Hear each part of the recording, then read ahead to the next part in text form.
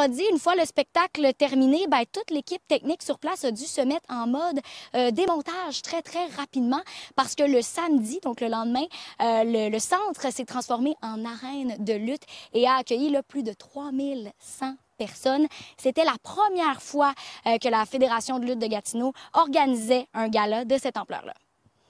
Le monde, je pense qu'ils n'ont pas été déçus. Puis, je vais aller un petit peu plus loin. C'était digne d'un spectacle de la WWS que c'est qu'on a vécu samedi.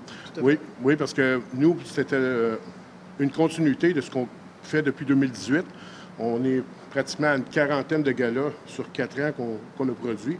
Celui-ci a été, et de loin, le plus gros.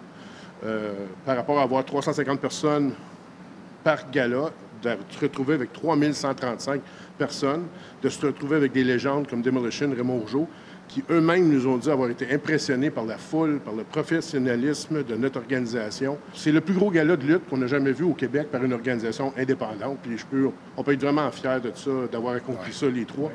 Maintenant que le trio d'organisateurs a réussi à remplir l'aréna une première fois, ils ne ferment pas la porte à une prochaine édition, mais avant tout, on va leur laisser la chance de se remettre de leur émotion dans la fin de semaine et on lance ça dans l'univers.